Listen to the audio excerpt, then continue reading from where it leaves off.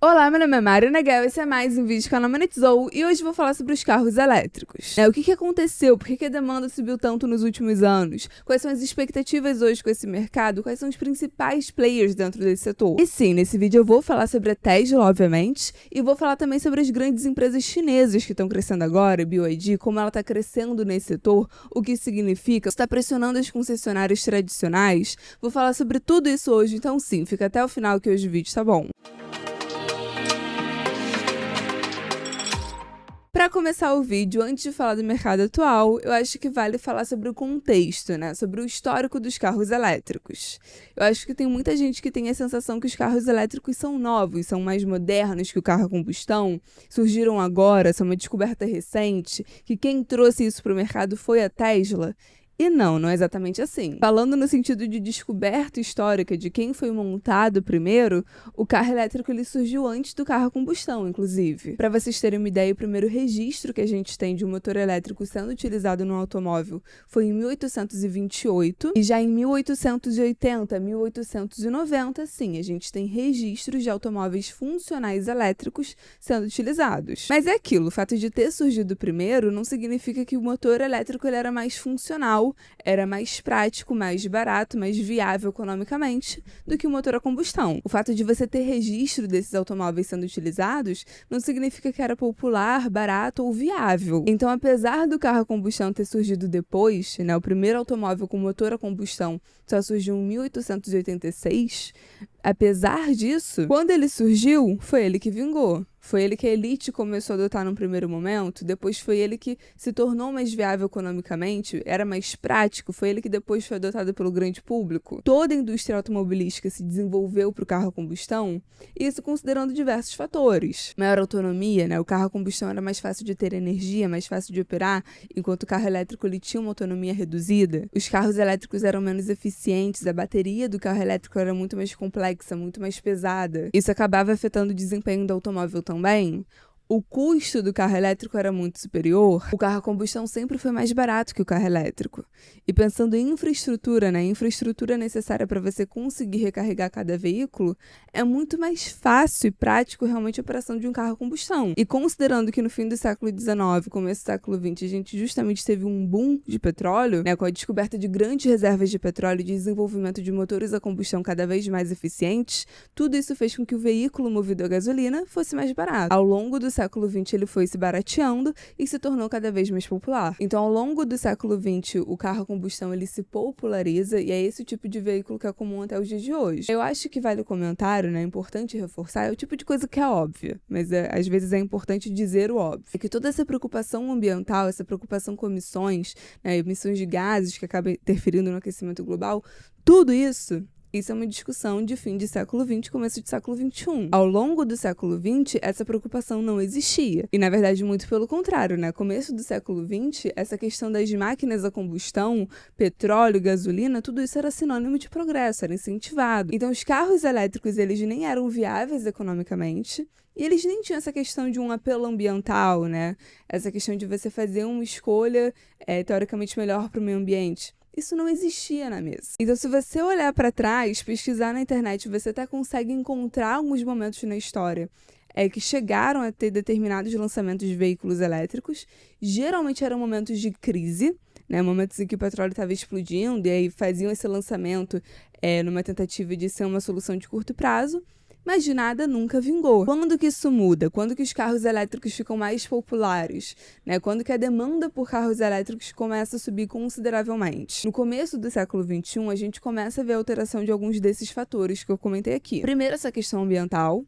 Nessa questão das emissões realmente vira uma pauta na sociedade, vira uma preocupação socioambiental. Um grande exemplo é que já no fim da década de 90, a gente viu vários países de fato fazendo um compromisso público de reduzir as emissões, né, o protocolo de Kyoto. Essas preocupações e discussões ficaram cada vez mais na mesa, e nisso sim, o motor a combustão ele passou a ser cada vez mais vilanizado. Mesmo com a evolução desse mercado, né, mesmo com a evolução dos motores, que a gente viu um aumento de eficiência, eles passaram a emitir cada vez menos gases, mesmo com tudo isso, sim, eles viraram de certa forma os vilões. E ao mesmo tempo o carro elétrico passou a ser cada vez mais visto como uma proposta verde, uma proposta ambiental. Na prática, quando a gente vai analisar a cadeia produtiva, o carro elétrico ele também tem impacto ambiental significativo. Para produzir a bateria, por exemplo, você tem uma demanda de lítio, níquel, cobalto que você tem que explorar a natureza para conseguir, e sim, tem impacto ambiental. Além da parte da produção, a parte de descarte dessa bateria também gera um estresse ambiental importante. Em tese, daria para reciclar? Daria, mas ainda é muito caro, muito limitado,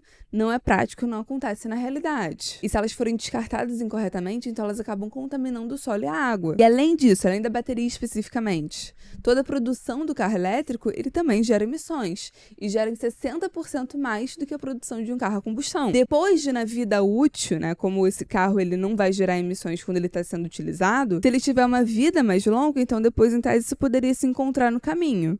Mas o ponto zero, ponto de partida, você está gerando mais emissão para conseguir produzir esse carro. Então, só comentando isso, porque as pessoas falam muito do impacto ambiental que o carro a combustão tem, mas o carro elétrico também tem. A questão é que o consumidor final não vê, não sente tanto isso, né? Essa parte realmente da cadeia produtiva não é algo que o consumidor final ele realmente tem essa percepção. Então, o carro elétrico ele vira essa proposta verde, né? Essa bandeira verde, por essa sensação do consumidor final. Agora, é só o discurso ambiental, é só esse marketing verde que fez com que a demanda por carro elétrico subisse tanto?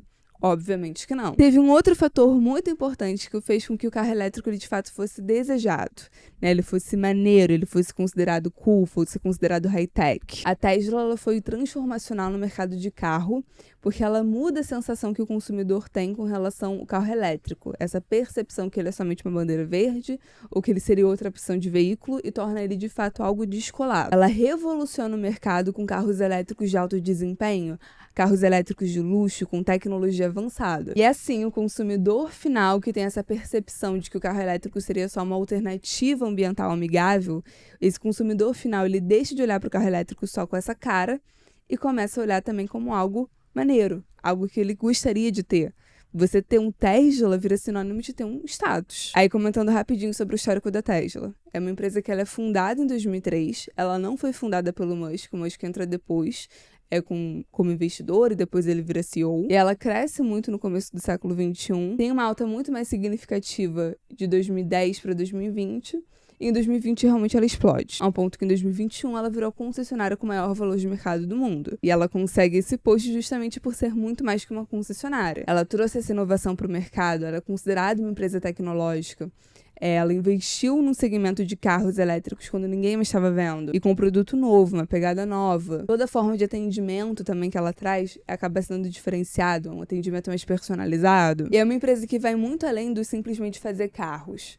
Né? Você olha a história da empresa, você analisa a empresa e você vê que ela tem um histórico de tecnologia e inovação, né? No caso, é o DNA da companhia. Estava investindo agora no supercomputador, eles têm vários projetos de energia sustentável, tem toda a proposta de conseguir uma autonomia veicular, né? De você fazer automóveis, você fazer carros inteligentes que poderiam se dirigir sozinhos. Então, assim, é uma empresa de tecnologia. Além de uma empresa de fazer carros, além de uma empresa de construção de carros, é uma empresa que inova pra caceta. Então, é uma empresa que foi transformacional para o setor em vários aspectos, trouxe inovação em vários aspectos diferentes. E sim, com essa mudança de percepção por parte dos consumidores, né, com essa mudança na demanda, a gente viu outras empresas tentando surfar nessa onda. Uma empresa chinesa fazendo um produto que tenta suprir por essa demanda de carros elétricos.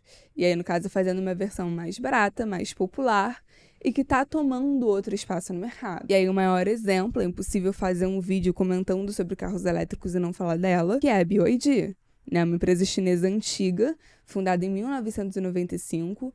Quando surgiu, né, quando ela foi fundada, ela não fazia carros elétricos, ela não estava no setor automotivo. Ela começou produzindo baterias recarregáveis para celulares e outros eletrônicos. É só em 2003 que ela entra no setor automobilístico e é fazendo carros a combustão. E é só lá para frente, a partir de 2010, que ela começa a produzir carros híbridos. No primeiro momento. Em 2020, 2021, com a explosão desse setor, ela também começa a fazer carros elétricos, mas ela nunca abandonou o carro híbrido, né? Não é que nem a Tesla, que só faz carro elétrico. No caso, a BYD, ela deixa de produzir carros a combustões a partir de 2022, Mas até hoje a produção dela é 50% híbrido, 50% elétrico. É aquilo, as pessoas comparam, são duas gigantes do mercado, então é meio difícil não comparar, mas são dois estilos de produtos completamente diferentes, né? A gente tem mercados diferentes, consumidores diferentes.